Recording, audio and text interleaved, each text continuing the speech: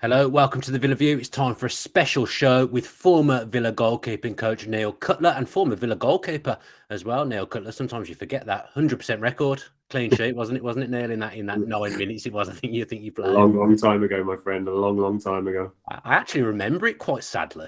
Yeah, I've not prepped this at all, but I remember it. Is it Middlesbrough away? Middlesbrough away. Yeah, I think I got the last 10 minutes. 4-0 up, you came on. Clean sheet, though. Did the business. Exactly That's all right. you can ask for, yeah. This show is sponsored by Luke Roper. If you want to get 20% off everything they have to offer, then use the code TVV20 and you'll get 20% off, including their new Dapper Villain range.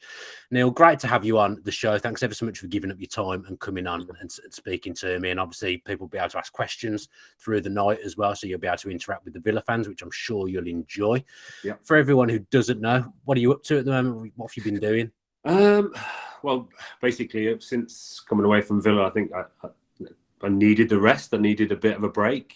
Coming away from such an intense.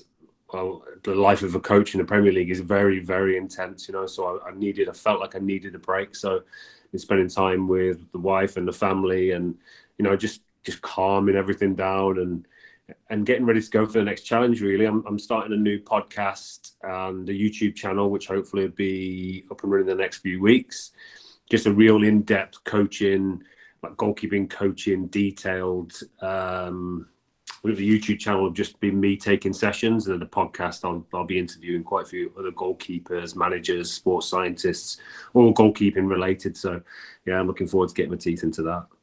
It sounds good, to be fair. There's not much like that out there, and obviously you having been a Premier League coach, being high profile at Villa, I think people will be interested in that. And Ben Foster's made goalkeepers now. The podcast kings, the goalkeeper since Ben Foster came along. So yeah, I look forward to that. And will I learn it? I'm decent in goal, actually. Will I learn anything from it? Hopefully, I'm breaking it down right from real basics all the way up to professional, and put as many sessions on there as I possibly can. I'm always getting emails and text messages and people asking, what can I put on sessions? Have I got anything that I can show people? And I think this is the best way really to teach people and to show people, the real details of goalkeeping, rather than being just watching any old session and just doing your best to decipher it. I think it's a matter of breaking down these sessions and like I said, working in real detail for young goalkeepers so they really understand, and then obviously build it up then to the real professionals and the big hitters. Well, straight away, you've had a nice message in the live chat. The chat's a lot kinder tonight than it normally is when it's just me. It says, just wanted to say thank you to Neil for everything he's done for Aston Villa. It will never be forgotten what he has done, and he has the respect of the Villa fan base. That's Michael Huggins. So you obviously you are well thought of, and I've spoken to you a number of times over the years. You absolutely loved being at Villa, didn't you? Yeah, I think that's why I need a rest now more than anything, because it's really hit me leaving the football club. You don't realise, until you have to step away from it, exactly, how much the place means to you, and I invested everything I had to make, to help the club move forward, to help the goalkeepers move forward, create a real philosophy and I don't know, I just created something where the goalkeepers were not only enjoying it, but they were progressing daily, creating that atmosphere where everybody's coming in and enjoying their day. So yeah, it's difficult to step away from it. I love the place, and I still love it. I still love going to watch games, and like you say, the fans have been amazing to me. So I'm still a fan. I'm not going to stop that. There's a lot of people that I really care about at the football club still. A lot of people, the backroom staff and the players that I really care about. So I just want the club to do well. You've been in the away end, haven't you? I've seen you in the away end. What's that like? Yeah. It's just, that's why I wanted to do it. Really, it's like being part of it from a different picture, seeing it from the fan side rather than it being on the side of the pitch, and how intense it is as a coach and as a person. Your focus is solely on the players and winning the game, and then it's just seeing it from a totally different point of view. Like, and it's a real eye opener, because I've not been out the game since I was 16, 17. I've not had a chance to see it from a different perspective, and I love it. I love being in with the fans, and I love being with my kids. Taking my kids along, and they're big Villa fans now as well. So it's just it's just that side, and actually doing something like that I've never been able to do before. So yeah, I love it. Yeah, the away fans at Villa, the ones that travel up and down the country every week, the hardcore, they are like an amazing bunch of people. Like obviously, Yeah. I've sat with them in that away, and so many great people that go away every week, and they deserve the success that they're having at the moment because Villa are doing very well away from home at the moment. We're going to go through some of the goalkeepers that you worked with at your time at the football club. We're going to obviously start with the main man, Emi Martinez, and by great timing last night, he officially became the FIFA best goalkeeper. I can't actually remember what the award's called, which is terrible prep from me. But he was basically, he's won every award you can. He's won the World Cup. He's the best goalkeeper in the world, and that can't be argued with. And you played a huge part in getting into Aston Villa. How proud are you of him? Yeah, so proud. I mean, when we first got him into the football club and we set, where we wanted him to be, we wanted him to achieve. We set that right from the get go, and he completely smashed it. And he smashed it because of his dedication, his drive, his ability, his will to improve daily is huge. It's immense, and what he goes to in order to be the very best is just out of this world. If we were to break it down into his day or his week, it's phenomenal. The care he takes into his own development is first class, and he deserves everything he gets. It's been an unbelievable journey. The last 3 years with Emi has been like an unbelievable journey. But a lot of work has got into it, a lot of work, and we gained a really close relationship from the start. We pushed each other, we drove each other, and that's part of why, we both kept moving forward. Yeah, am I right in thinking that you've been to Argentina as well to sample that when he's been with Argentina as well? No, I went to Miami. It was the last camp before the World Cup. I flew out to Miami to basically have quite a few meetings with Martin Tacoli, the goalkeeping coach, basically on how best to prepare him ready for the World Cup. I mean, we prepared him, and I'd had quite a few conversations with him in the past, but I wanted to see him in the Argentinian camp, see him in that environment, see how he acted, was it any different, what was he doing different to what I was doing, just sum up really exactly how to best prepare him ready for that World Cup. And yeah, it was fantastic. The experience was unbelievable. We had a few meetings. We were both singing from the same hymn sheet, so we knew we were heading in the right direction.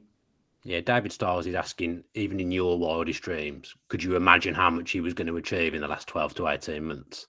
Well, no. I mean, from the very first day that he came in, you could clearly see how driven he actually was. And I knew when I was looking for a goalkeeper, I was looking for somebody that, because I like to help goalkeepers progress. I'm a big progressor. I do everything it takes to make goalkeepers better.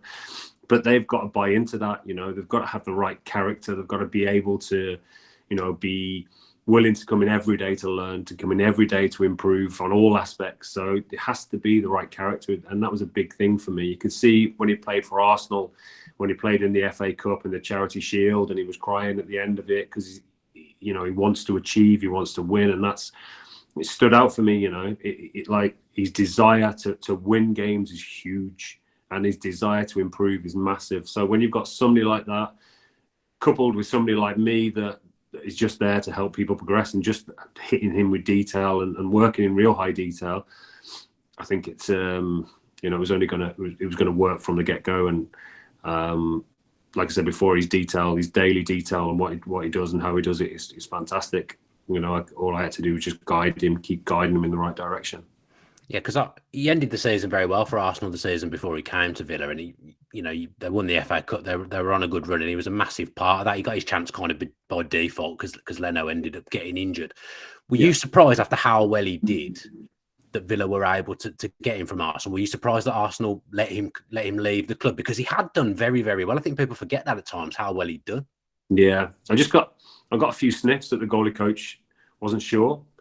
And as soon as I got those sniffs, I was like, right, that's it. And that's when I went into the club. I spoke to Dean Smith. I spoke to Johan, Christian, really selling the fact that this guy he's South American in terms of his style. He's willing to win. He's passionate. He's so passionate about what he does. So he's South American in terms of his passion.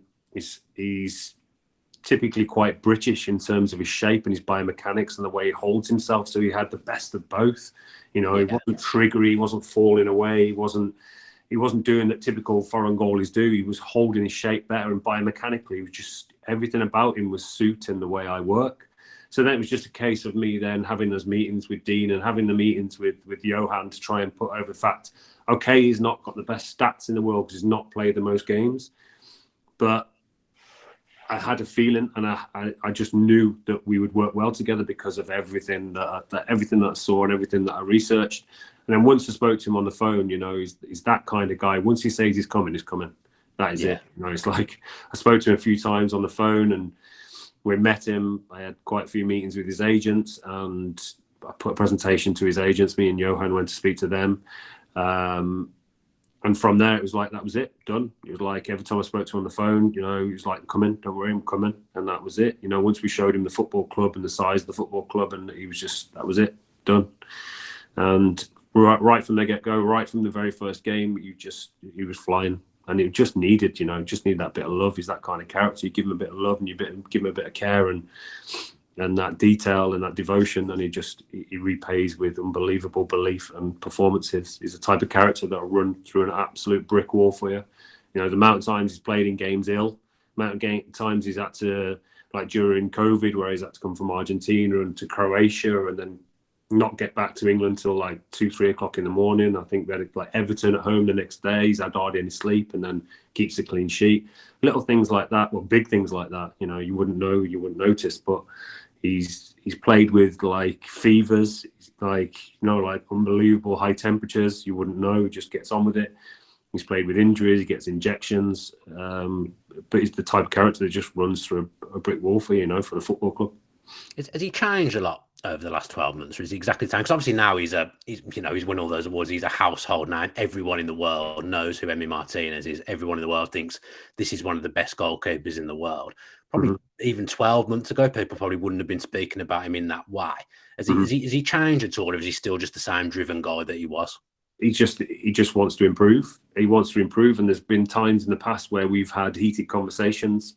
We've had to have heated conversations because it's just that will to improve. It's like, I've got to do this and I've got to do that, and it's got to be this and it's got to be that. I've got to lose weight. And he's just so intense that you've got to be able to know when to bring him down and when to lift him up. And by getting as close to him as I did, I just knew when to change him, when to bring him down, and when I've got to push him.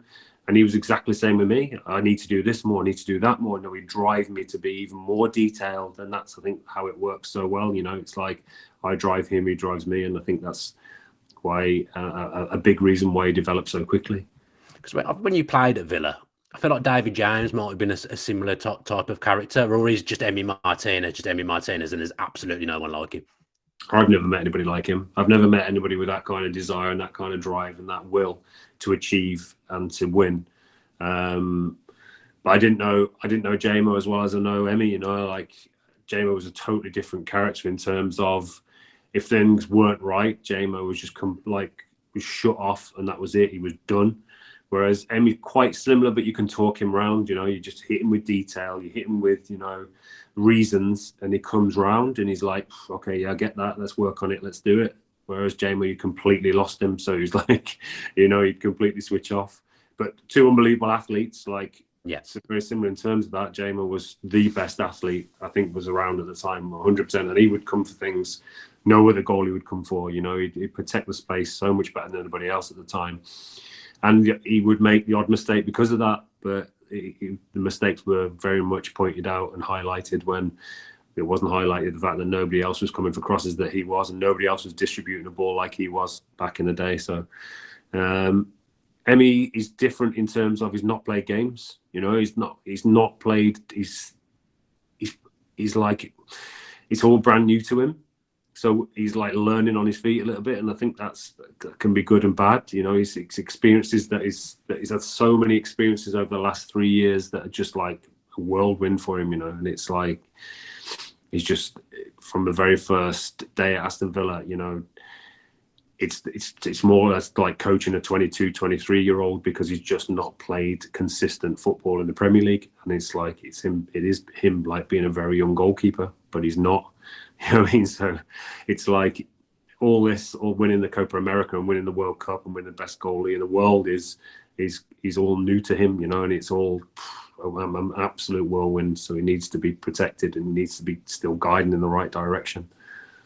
I mean, I'm sure you're very, very proud of him. But Lionel Messi's face last night, I don't think anyone more proud of him than Lionel Messi. The fact that I love how much Messi, the best player that there's ever been, I love how much you can see he loves Emi and how much he respects Emi. I think that's like a huge thing. I think if you knew him, if you know his character, you can't help but do that. You know, if you know him as well as I know him, as well as people like Lionel Messi know him, you see his desire to win games, his desire to improve, and he's personable. You know, he's got so much humility.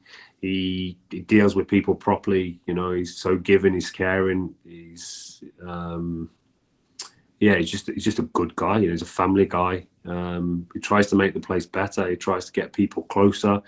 Tries to help the group.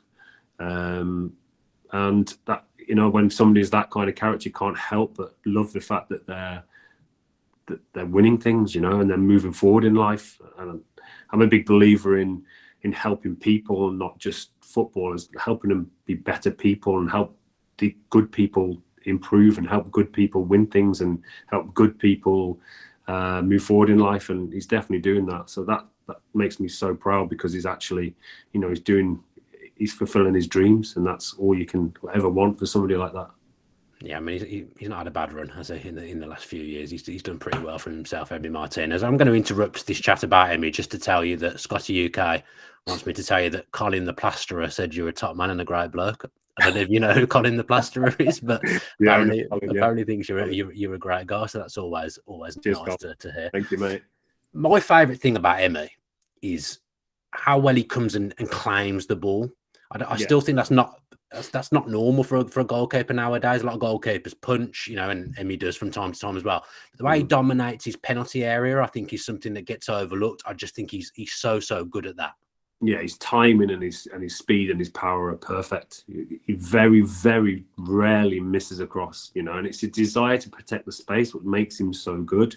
You know, he can get like a David De Gea that'll protect the goal, and he'll be athletic and quick and agile around the goal, but never comes for a cross. You know, will never protect the space. When Emi just wants to help everybody, he wants to help take the pressure off. He wants to come for these crosses, and he does it so well. Like, he just doesn't miss a cross, and it's that time and the strength and speed, and also it's the belief. You know, he's got a massive belief, and that's a huge part. You know, like I said, there's very few goalies in the Premier League that will protect the space like he does, and he'll come in around bodies. He's not scared to, you know, come through a few people.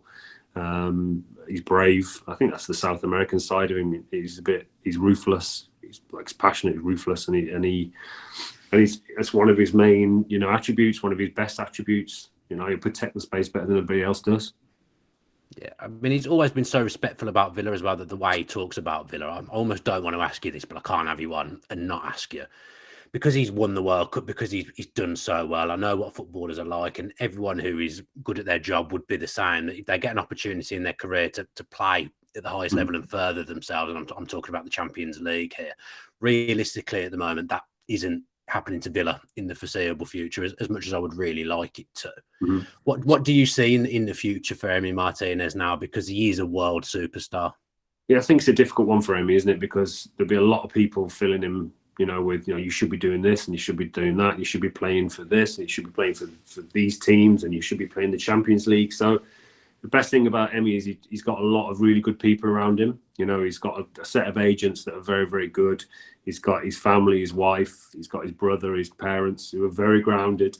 And he just likes that close knit around him that fill him with positivity, and he lets everything else deal with itself. You know, he's got kind of a bit of tunnel vision. He's like, no, I mean, all I want to do is win games. I want to keep clean sheets, and everything else will take care of itself. He's very, very blinkered. You know, like, he'll come in, he understands the size of the football club. The managers had him in the office and told him, you know, the club's going to move forward. It's going to progress. It's going to get there. We're going to build a team around you, and filled him with that positivity, which I think is really good. So I don't think he's thinking about it. I honestly don't. He's definitely not money orientated. He's very much to the point where, you know, it's not about money. He wants to win. He 100% wants to win games. He wants to get to the Champions League, but he's very, very much, it will take care of itself, and what will be, will be. He's not concentrating on it. He's just focused on games and winning and keeping clean sheets. And I know people might think that's a bit of a cop-out, but that's exactly what it is. You know, that's exactly what he does. He loves the football club, you know, he really, really does. And yeah, his main focus is working hard every day and winning games. That is it. Yeah, I guess a big thing is that, you know, as much as Emi Martinez has been excellent for Aston Villa, Aston Villa's been good for him too. You know, he wouldn't have achieved everything he's achieved without coming to Villa. So there probably is an element of that with him as well. He understands it. He 100% understands it. He knows exactly where he's come from. He understands exactly what's happened over the 3 years. Not the kind of guy to forget that. Really not. So yeah, it's like I said before, he won't be thinking about it. I'm sure his agents will be. I'm sure there'll be some work in the background going on. I'm sure teams will be contacting his agents, but that's their job. You know, that's up to them. And then he just keeps his focus on Aston Villa and winning games and keeping clean sheets. Yeah, I guess the big thing for Villa as well is that he's got a big contract in terms of the years that are left on it, and the goalkeeping market's not like anything else in the transfer market. You're really relying on the domino effect for a keeper to move. So it needs a keeper to move for another one to move. So I guess Villa are in a healthy position. It's interesting you mentioned his family as well, because I've spent a bit of time in Nathan's box, which is next to Emi's family. They absolutely love it, don't they? That his family at Villa Park, they absolutely love it. His wife's like a rock to him, to be fair. She goes everywhere with him, and she's very grounded. She's not the type to get carried away. She keeps him grounded. They're very, very close. So it's perfect for him, you know. He's that kind of guy, and they are that kind of family. They're not this superstar kind of family that get carried away with themselves. They're very grounded. They're very humble, and they're on a really good journey, and the type of people that they just love to see that happening to them because they're good people. Yeah, I mean, as much as I could sit here and talk about Emi Martinez all night, I do want to talk about some of the other goalkeepers at Villa and some of the other goalkeepers you've worked with at Villa as well. So the next one we're going to talk about is Robin Olsen, who's currently Villa's number 2. I think he's actually injured at the moment, hasn't been on the bench for the past few weeks. Now, cards on the table. I'm not going to lie. I've sat here and done the Villa View, and I've been critical of him this season. What is he like as a character, and what's he like to work with? And is it as tough a job as I think it is coming in to be a number 2 and trying to fill Emi Martinez's gloves? Listen, it's like you go to any football club across the Premier League, and they're not going to spend millions and millions and millions of pounds on a number 2. It can't happen. As a business sense, it cannot happen. You're not going to spend 30, 40, 50 million on a goalie that plays 2 or 3 games in the season. That's not going to happen. Very, very difficult for him, because you are coming in and playing the odd game, and you know it's difficult to get any kind of momentum, and going to a game and be flying is difficult. For me, Robin is a great number 2, because he deals with Emi really well, Emi's character, and you've got to be able to deal with Emi's character, because that can be quite difficult. His work ethic and work rate in training is first class. You know, his desire to improve is first class. He's a proper worker. Even at his age now, he still wants to improve. He still wants to get better. He still wants to be pushing to be that number 1. But he has had a bit of stick. You know, he has come in for a bit of stick, and like I said before, it's difficult. It's difficult not only to come in as number 2, you've got to fill the boots of Emi Martinez, which is difficult. He's just completely different to Emi in the way he plays. You know, he's bigger. He's not as athletic. He's not as quick around the goal. But he just holds a totally different style. But like I said before, if you're going to be a number 2, you've got to be a certain kind of character. You've got to be able to fit into a group and into a philosophy and into an environment where you're willing to come in every day and learn. You know, especially if you're like myself. I created a philosophy and created a group where they have to come in and learn. They can't just tick a box and go home. They have to come in every single day and want to achieve something. They want to have to come in and learn. They have to move forward. They have to have fun. They have to be part of an environment that's moving forward. And he definitely was that, and he definitely is that, which is important for the group. It's important for the football club. And those kind of goalkeepers are hard to find, you know, the ones that are not kicking up a massive fuss all the time, you know, the ones that are not banging down the gaffer's door and sulking and causing issues. He gets his head down and just works hard and waits for the next opportunity. You know, I've seen him play for Sweden. I've been over to Sweden on numerous occasions to watch him play, and he just slots in and he'll play in front of 40, 50, 60,000 like it's nothing, you know, which is very difficult when you've not played games for months. It's very difficult, and you've got to be that certain kind of character in order to do that. It's not like Emi, where you can get game after game after game and get into a rhythm, you know, and get into that, you know, you can work on, you know, what you're not quite good at. You can change that for the next game, and you can develop in terms of through games. You don't get that choice. You don't get that chance as a number two. You're in and you're out, and you're in and you're out, and it's very, very difficult. So, you know, it is, and I think as Villa fans need to give him a little bit of, you know, leeway because of that, and it is extremely difficult. But he's a top guy. His work ethic's fantastic. He's not going to be an Emi Martinez. He's just not. You know, that he's totally different to Emi, a different person, different character. So yeah, he's as a number two to come in for the odd game. I think he's the right character. Whether he's going to be good enough on the ball for Unai, and that's obviously his choice. He likes to, you know, the way he likes to build is obviously he likes to be patient in possession. Where with Robin's more of a long ball driver. He's not a short playing goalkeeper. He's more of a long, and he does strike the ball really, really well. He's not as comfortable as Emi in possession when we're playing short and we're building through. He likes to build over. He likes to drill over and into. So rather than playing through, he'll go more into and over. There was a goal. I think it's Manchester United in the cup. He was involved in the build up for one of the goals I think we scored against Manchester United in the cup. Yeah. So, you know, how much of a difference does the crowd make in that situation? Because look, as I've said to you, I can't sit here and say I haven't criticised him, because I have, and I know I've been at games and been antsy when he's been on the ball in the whole end as well.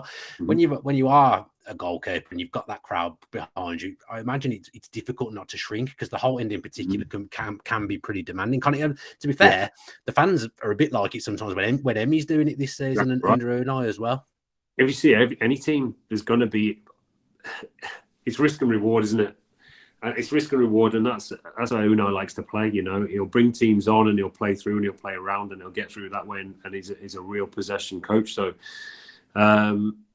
it's difficult, and there are going to be opportunities where there are going to be times in games where you're going to lose the ball in bad positions because of it.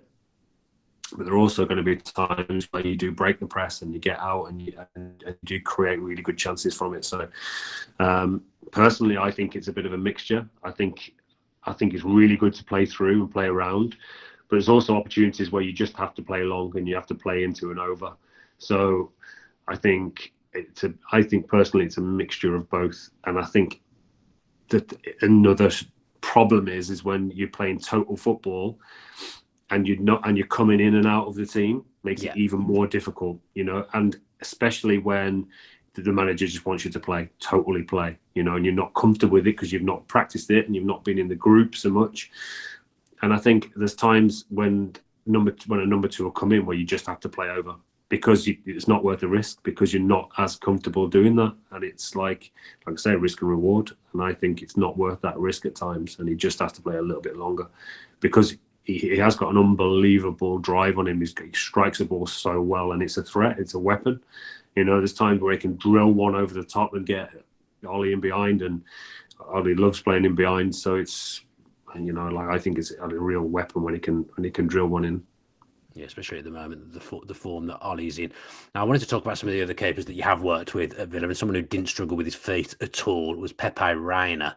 I guess, and this is not being disrespectful to you at all here, but in your career, to suddenly have to work with someone like Pepe Reina, I imagine even you might have been a little bit nervous on his first day, because you're talking about a serious legend of the game there coming into the football club.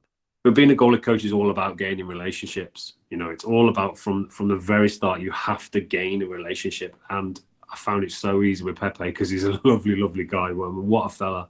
Like, he's so open to the way I work and my philosophies and the way I wanted him to work. And he was open for me to try and help him improve, because that's what I'm all about. I wanted him to get better, and he was so open for that. So like the daily work with Pepe was fantastic, especially like during lockdown and the times that we had where we had to work in isolation at times. But just an unbelievable guy, who was so open and so full of stories and so full of experience and knowledge, and I just loved every second of it. Every second I was like a sponge and getting as much information from him as I possibly could, and so many things that I took from him that we implemented into our philosophy all the way through the phases. How goalkeepers deal with the ball in possession, how comfortable and calm he was, how he thought about the game. Brilliant, just an unbelievable guy and a great guy to have around the group. Brilliant in the group, lads loved him. And really was a big part in us staying up that season because of his character more than anything else. That we had wobbles as a team, we had wobbles as an individual, he had a wobble. But just an unbelievable guy, with so much experience and so many stories and so much knowledge. Yeah, I was going to ask you how much of a part do you think he played in keeping Villa up, because it was a close run thing, let's face it, and at times it just looked like we're done here. I remember that Everton game. I've never been more convinced in my life that Aston, well, I say I've never been more convinced in my life, but Villa went down on 17 points in my lifetime, so I have been more convinced that they're going to go down. But at that point, I was convinced that Villa were finished. That was the chance, and they'd blown it. But yeah, it just sounds like such a great guy. And do you think he played a huge part in getting Villa over the line in the second half of the season? Yeah, just his character. Like I say, it's quite difficult for him because the Premier League's the biggest league in the world, and he's coming back as an older goalie, but with so much experience and so much knowledge that could only help, especially in the dressing room when you got young players and we're losing games, and he's got, like I say, he's got that kind of character where he can talk to people and people listen. They listen to him because he's got so much knowledge, and he's so. He's just a personable guy. He'll talk to people. He wants to help people. Moved his family. His entire family came over with him. He dedicated everything to it. So yeah, I think it was a big part. All those performances were brilliant. I think he helped us in terms of his knowledge and his experience and his personality. Yeah, I guess he didn't have to make that move. He didn't need to come to Villa, did he? And be in a relegation battle for the second half of that season. He probably had a nice life in Italy, where he was at that time, but he chose to come and help Villa out. And got to talk about his celebrations in the dressing room after that West Ham game. They were something else. Is that just what he's like? Yeah, when I say he's a lovely guy and he's a complete lunatic. So he's got that nice mix. But he's like... Is there any goalkeepers that aren't lunatics? Because they mainly seem to be. No, I think it's changing. I really do think it's changing. I think there's far more introverts now. Goalkeepers are far more introverts than extroverts, but I think that's society in general. I think because it's such an isolated position and it's so detailed now that goalkeepers now have to be more intelligent than ever. They're actually got to be more intelligent with the ball. There's so many details needed for a goalie, biomechanically, movement, speed, agility, power, all the details. So they've got to be more intelligent now, and that's the way goalkeeping is progressing. We've got your daily work is huge, it's massive, and you're not willing to buy into that daily work, you're going to fall away because, like I said before, biggest, best league in the world. You've got to be keeping up with it, and you've got to be able to progress in real detail, else you're going to fall away. That's just the way it is. So we're getting more introverts, but we're getting now clever goalkeepers. The kids that are coming through now are intelligent. They're not thick or stupid or crazy. They're actually intelligent, and that's the best thing you could ever want, because they're so invested in their own development that makes your job so much easier. Yeah, and someone else who was on the Villa books that season, someone I actually really liked, I don't know why, I just had a real soft spot for him, Neil, and he played a huge part in getting Villa to Wembley. He made some unbelievable saves in that cup run, because he started off the season as number 3, but he spent time, quite a lot of time actually, but being the number 1. What was he like? Because I thought he had a lot of good traits for a goalkeeper in the modern day, actually. That's excellent knowledge from you, really. It's like... when we first came in, I think he was a bit up and down, but we managed to get him consistent. We got him really consistent, and he was playing really well until he got injured. He's actually got everything you would want from a goalie. left foot, right foot. He's brave, he's bold, he's quick, he's athletic. And we really got some, like I say, some consistency out of him. Before he snapped his Achilles, he was flying. We were happy with the way he's developing. But then obviously got injured and fell away a little bit. And I think now he's struggled to get that consistency, which has blighted him a little bit and blighted his name a little bit, because it's like when he did get injured, he just found it was a bit up and down and found it very, very difficult. But every attribute you'd ever want from a goalie, like so good in possession. He would struggle with belief because of the odd mistake, which would obviously affect him. So that's it. The psychological side of goalkeeping is huge. It's massive. And as a coach, you've got to be a psychologist. You've got to help them in every way, in terms of, how they are and how they feel and how they go into games, how they see themselves. And you've got to make them feel like they're not alone. You've got to make them feel like you're with them no matter what. You've got them. You're trying to help them as much as you possibly can. And that's, I think, how we've managed to get a bit of consistency out of Orjan. But then obviously he's had a few ups and downs, and then struggled a little bit. So, but like I said before, like a proper goalkeeper that, at the time in the Championship, before he got injured, would have been fantastic. He was just starting to get going. I think in one of his last games before he got injured in the Championship, he saved a penalty at Swansea, and I just felt like he was starting to get to grips with it. And then he got that terrible injury and had some half a season or so out. But he was, I honestly thought there was a good keeper in there somewhere. But he made that cup run, honestly made some of the best saves in that Leicester semi-final I think I've ever seen a Villa goalkeeper make. He made so many good saves in that second leg. I think he made some in the first leg as well. Like, so the goal in there, there's 100% a goal in there. But he's really unlucky with injuries, and then obviously you then become a bit part goalie. You're in and you're out, and you're up and you're down, and you're not able to get that consistency, and the injuries have killed him a little bit. Yeah, Tom Julian, who I used to do the podcast with, he's going to absolutely hate this segment because we used to argue on the podcast, and I used to be very pro Neeland, and he used to be very anti him. He's going to hate that a goalkeeping professional is more sided with what I was saying. It's easy to look at Orjan and say, oh, he's crap. He's letting some crap goals, but like I said, when I came in and we managed to get some real consistency out of him, he was looking like a real goalkeeper with a really good temperament. Again, desire to improve, desire to win, ticked every box. And it's just that the injury that blighted him. It's the injury that kind of killed him for Aston Villa, and then he was on his way after that. Did the goal line thing against Sheffield United, the VAR thing, did that affect him in any way? Because obviously that's what he'll end up being remembered for, is that goal that should have been wasn't given because the goal line technology didn't work. Did that affect him? Not so much, no. I think, I don't think that really affected him. It's just one we got away with, Some you do, some you don't. Yeah. Swings and roundabouts has been, and a lot of goals in the past that, you think, that's gone against us. But on that day, that went for us. And there've been plenty of times where things have gone against us. You only got to look at penalties against Man United. Every time we play them, it's a complete joke, and it happens all the time. And that was just one that happened to go for us. Yeah, so in that time, I think I'm right in saying this. Villa, this is one of the more bizarre signings that Villa have made, and I've made a few in my time. So Neelan was playing at the time, he was fit, but suddenly it was announced that they'd signed Lovre Kalinic for, I think it was like 7 million at the time. Villa in the Championship with Neelan. They've got Steer, who's on loan at the time as well. So Villa have got some goalkeepers who you would say were good enough for the Championship at that time. Obviously, they did end up recalling Jed, who we'll come on to. Were you anything to do with that? Because that just seemed one of the most bizarre signings Villa have ever made, and it was just a catastrophe from start to finish.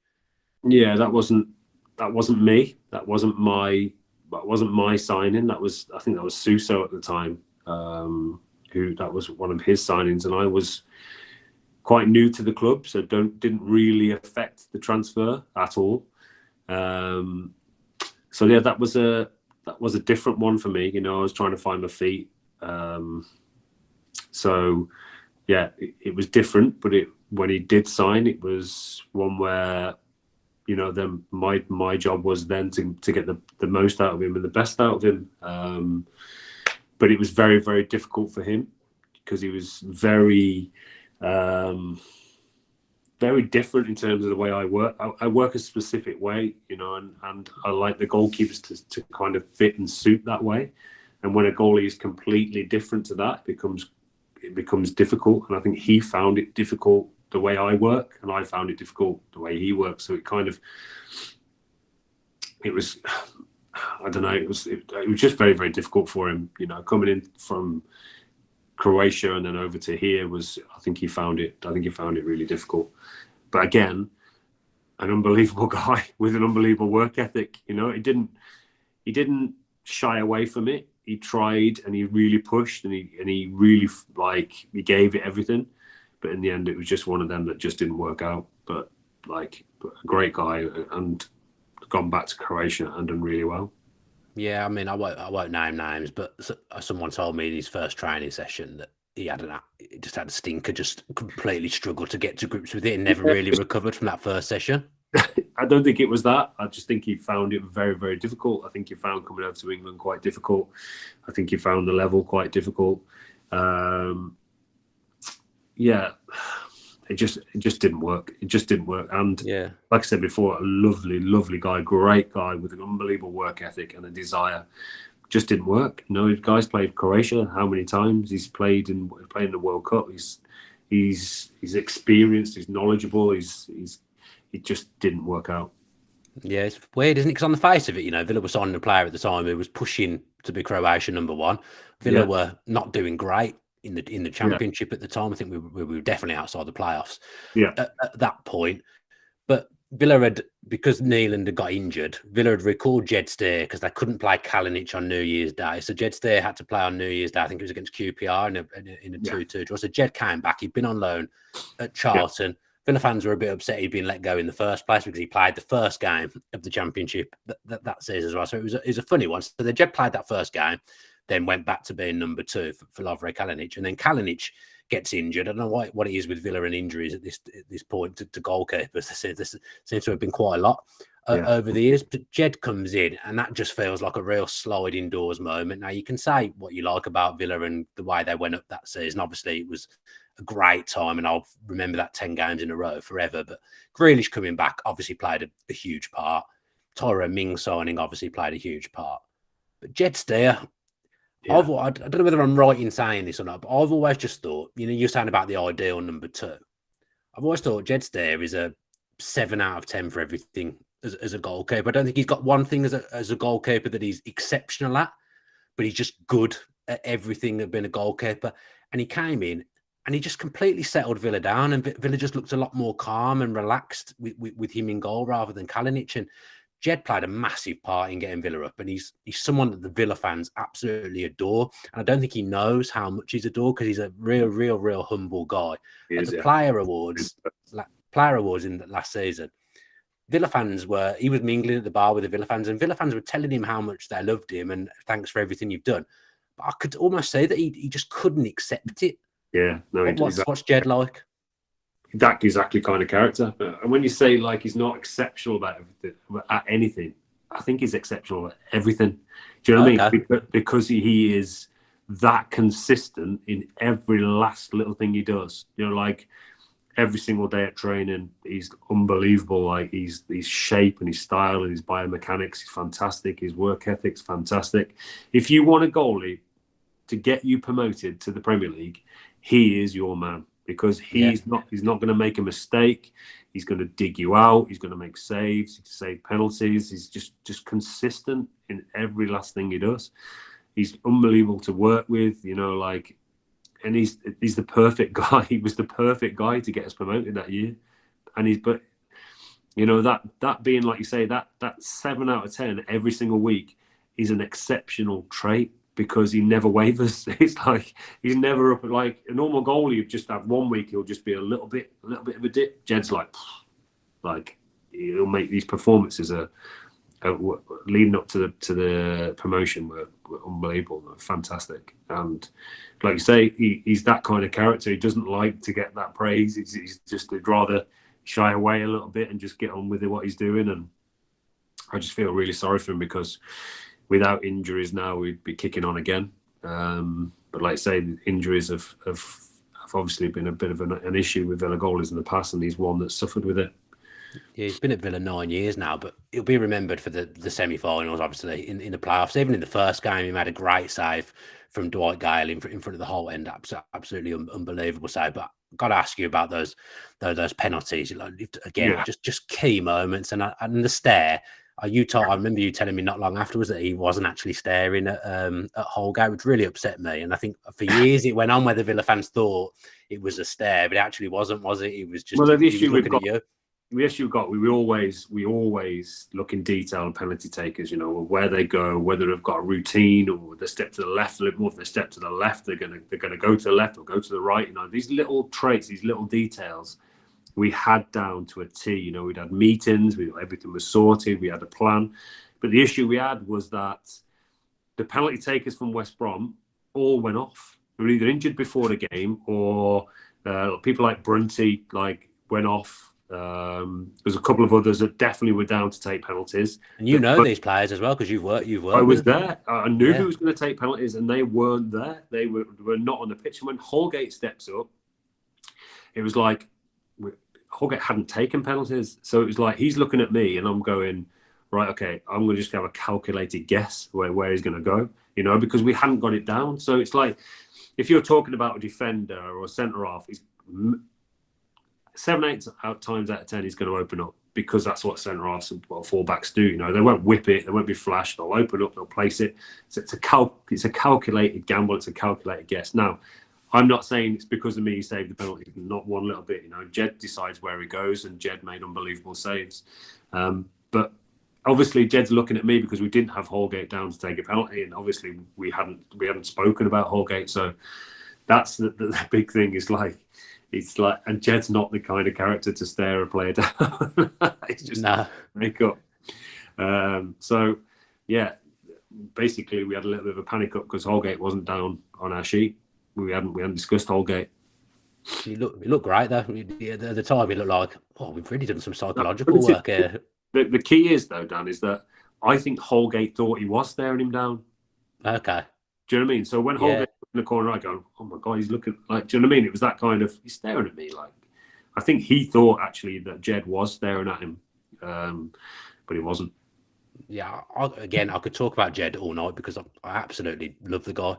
Do you think because he's been at Villa 9 years now? He's not actually far off a testimonial. Jed Steer, I think his contract might be up at the end of this season.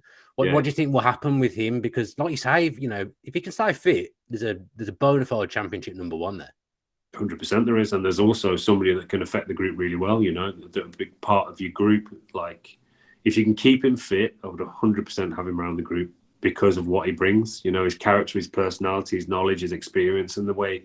If you were to create an environment and an environment where people have to come and improve every day and push each other every day, he'd definitely be in it because that's what he does. That's the way he works. He's driven, absolutely driven. So you could have him as number 3, definitely, because he'd be there pushing everybody else, and that's what you need. Yeah, but Unai Emery's actually name-checked him a couple of times in the press conference. And I don't know whether I'm reading completely too much into this because I love Jed Steer, but it does make me sometimes think, maybe there's a future for him here at Villa. I hope they do. I hope they keep him. I hope they give him another deal. He deserves it. And like you said, these heroics for what he did for the football club, he probably deserves it. It just depends, how he feels and how he recovers from his injury. And he's got to be. He can't just be making up the numbers. Jed wouldn't do that. He needs to feel like he's going to affect it, and he's only going to be able to affect it if he's fit enough to do that. So he will know that. The physios will know that, and I'm sure Unai will know that. So, he won't just want to be making the numbers. He's there to affect the group. Well, we're going to do the last 10 minutes then. We'll do some questions. People have been asking questions as the podcast has progressed. This is a great question from Sam Bagger. I'm really intrigued to see how you answer this. So let's say that Villa go down to 10 men. They've used all their subs. Emi's been sent off. They've got to put an outfielder in goal. Who would be the best between the sticks? This is a great question, Sam. You should be sat here doing this podcast. Probably Ezri Konsa, because of his character, his personality. He'd be the one probably that would have a right go at it, because he's that kind of character. I can't think of anybody else that would be anywhere near it. yeah, I'd say as, because he's that kind of character, he'd just give it a right go. He'd throw himself around. But it's such a specialized position. It's just so different to anything else that obviously it would be a massive struggle for them. But I think you've got to be a certain kind of character to be able to do that. I think I remember JT actually going into Chelsea, and he's reminded me a few times. I played in goal and kept a clean sheet in the Premier League. He's told me that a few times. I think it's very, very difficult. But I think Ez would be the only one really that could do any good. I mean, Sam Bagger actually called that as well. Did he? That was who he said he thought you'd had. I don't know whether he felt like he knows you in some way, but he's completely called what you want. Yeah. A few people have asked about the young goalkeepers coming through at Villa. Is there anyone that stands out there? We've got. I think this is the difficult thing when you leave a football club. Like, there's me, Mark Naylor, Mikey Pearce, and Jonathan Flatt were the goalie coaches that all the way through the phases. We developed a real philosophy that was working, like really working. And the goalies all through the age groups, especially like 15s, 16s, all the way up to 20s, were all internationals. They were all absolutely flying. Ollie Zich, Polish. You got Philip Marshall playing for England. You got Viljami Sinisalo that's played for the Finnish national team. And James Wright underneath that, involved in the England squads, and still underneath that, it's fully loaded with internationals. They're all flying, they're all doing really, really well. So the best thing that we did, and sitting down with Mark Naylor on a daily basis, was allowing these young goalies to come into our environment and really feel comfortable. So you've got to have goalies that allow these young goalies in, make them feel comfortable, and then allow them to fly, allow them to be themselves, allow them to develop in an environment where they can make mistakes. They're allowed to make mistakes. They're allowed to go in small-sided games with the first team and make mistakes, because that will happen, and just be there for them while they're doing that. And the environment that we created was perfect, because they all came in and they were exceptional. They've all benefited, they've all moved forward, and they're all now at a stage where they can start to affect the first team in the next few years, which is so important. Like I said before, you can't be at a football club like Aston Villa and just have young goalies coming in, ticking a box and sending them away. You've got to be able to develop, and I think that's the big thing. These goalies are coming in, developing, moving forward, and feeling comfortable in a first team environment. The key was to try and make them be leaders in a first team environment, not just to be there.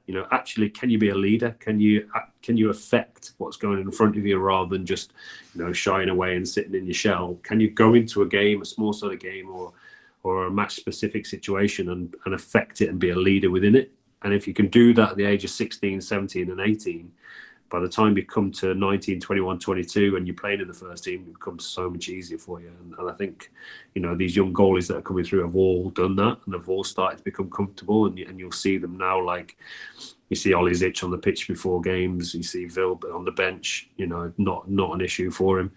And Philip Marshall's just gone on loan to Gateshead to gain valuable games. But all goalkeepers that, have got a hell of a chance. If it's not in the Premier League, they've got a hell of a chance of having a really good career. I mean, Leighton Castle's asking a question here that has become a bit of a Twitter obsession for the Villa fan base. The two goalkeepers on the bench. Any idea why Villa are constantly naming two goalkeepers on the bench at the moment? A lot of clubs do it, to be fair. They do it. I'm not sure why. I'm not sure why at all. But I don't know. I don't know why they do it. Just for experience, I would have thought. You're not going to use all your substitutes. Yeah. Just, you got young boys there. It might be just giving them that experience, and that, that I think it's invaluable that they're getting the experience of being at Villa Park, like a big stadium, being at home with big stadiums. And I think they need it. I honestly think they need it. The earlier they can get it, the better. So I think it's just a chance for them to really be part of it. Yeah, Dean and Liz LA are asking about Sarkic. So he was at Villa in your time, I think, if my memory serves me correctly.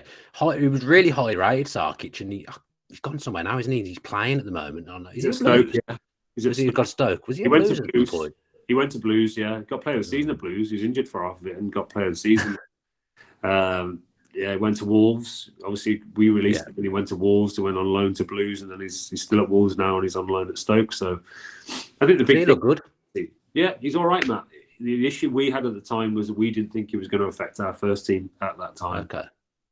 And we thought, it would be better for him to, go elsewhere and improve elsewhere rather than just keeping him for the sake of keeping him. And I think it was the best thing he ever did. Got away, he's different experiences. And the big thing for us is that we're not going to keep, but we weren't going to keep anybody that we didn't think was going to have a chance of affecting the first team. And what happens is if you've got a goalkeeper there that you don't think is going to be in your first team, it stops the younger goalies coming through in their chance, who maybe will have a chance of affecting your first team. So I think Matt is a really good goalkeeper, and he's got a hell of a chance of having a really good career. Where that career, at what level that career will be, is entirely up to him.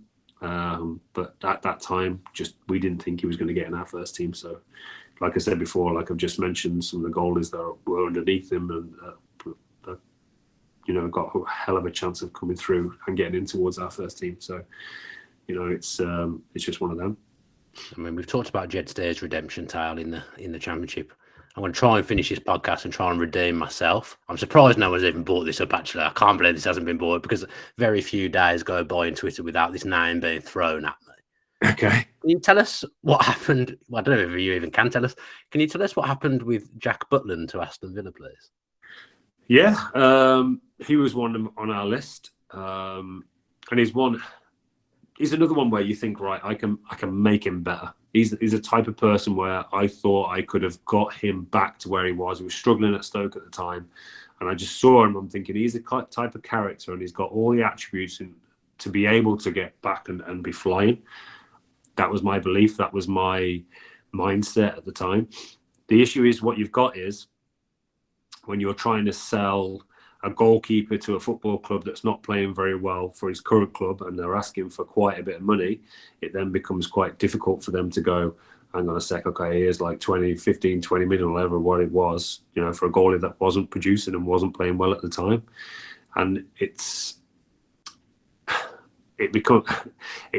difficult because they can't see what you see, because you're a goalkeeping coach and you know what you can do, you know how you can affect them, but it's a business. It's their business. Like you can't just get a goalkeeper off the back sometimes of me going, well, I'm going to make him this and make him that.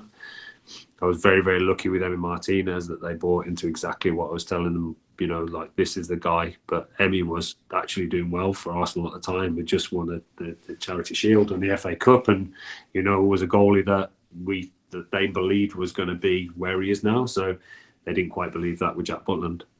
You've not redeemed me. You've not redeemed me as I'd hoped you would, because I get stick because I tweeted saying it was virtually done. So that wasn't the case at all. No. We met his agent. I met up with him. We had a chat. It wasn't virtually done. No, it wasn't anywhere near it. No redemption tale here. You've absolutely killed me. I was hoping that you were going to come through and redeem me. Neil, thanks ever so much for coming and talking to me today. Tonight. Thank you for giving me so much time as well. You give us an hour. So it's been great to talk to you, and there's been so much love for you throughout the comments as well. So yeah, is your YouTube channel set up? Is it not yet? No, not for the next 3 or 4 weeks. We've got a lot to sort out. So yeah, it won't be available for the next 3 or 4 weeks or whatever. Okay, well, we look forward to that coming anyway. And I've said to you, I think you'll set it all up. You'll go through all the hard work, and then you'll get a job. And then you won't be able to do it. But I just wish you all the fans as well. By the way, they've been amazing. I really do appreciate it. The club means a lot to me, and will continue to mean a lot to me. So yeah, I just want to thank every text I've had, every message I've had, and the support I've received has been phenomenal. So yeah, I just want to say thank you. Yeah, well, all the best with whatever's next for you. I'll keep in touch with you anyway, I'm sure, and we'll make sure that we tweet out your new venture when it starts. Look forward to that. Hopefully learn some stuff for myself, because my 7-a-side career has been dwindling a little bit. Maybe I can get back into it. Big cuts. Thanks ever so much for talking to me, and yeah, thanks to everyone that's tuned in as well. It's been a pleasure to have you on. Thanks, mate. Cheers. All the best.